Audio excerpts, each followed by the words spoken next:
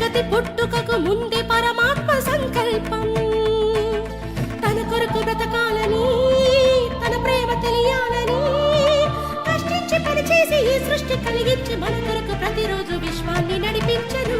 ప్రకృతి జననానికి ప్రభు వాక్యమే కారణం, మనుషుల జననానికి ఆ దేవుడే కారణం.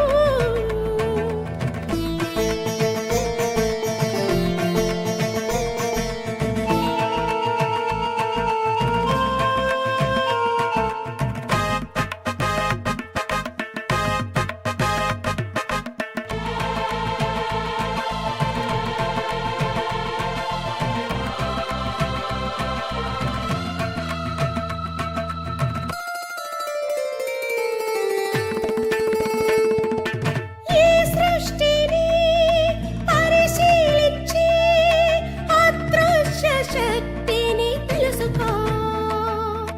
అణువణువును విభజించితే ఆ దేవుడున్నాడని తెలియును. సృష్టిలోని అదృశ్య లక్షణము చూడు, నేను తాకి వెళ్ళి ఆ గాలి లక్షణము చూడు. ఏ రూపము లేకుండాను నేను తాకి వెళ్ళింది అదృశ్య రూపము. ప్రకృతి జననానికి ప్రభు వాక్యమే కారణం,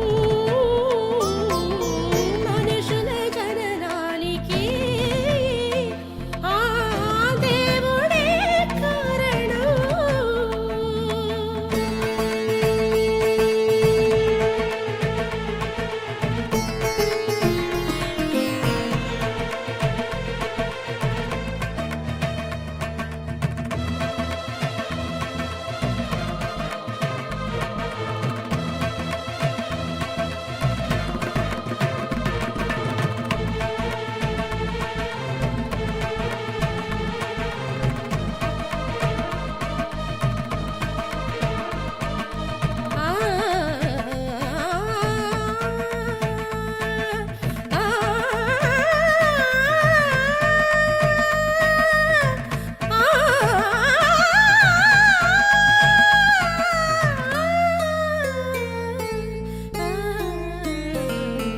ప్రతిదినమును ఉదయించును ఆ సూర్యగమనాన్ని తెలుసుకో.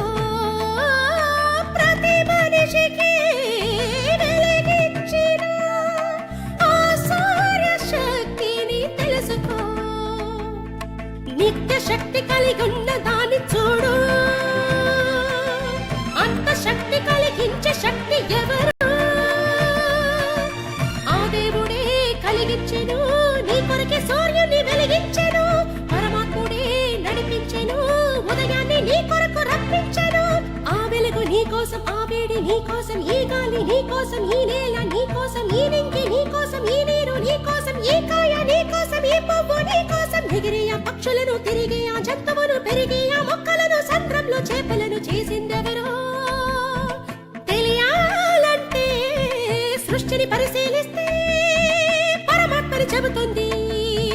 అణువణువును విడగొడితే పరమాణువు అవుతుంది, పరమాణువు విడగొడితే శబ్దం పుడుతుంది, శబ్దం వలనే విశ్వం పుట్టిందని చెబుతుంది. దేవుని వాక్యం సృష్టిని చేసిందని చెబుతుంది. కులము కాదు ఇది, మతము కాదు, మత గ్రంథమే కాదు బైబిలు.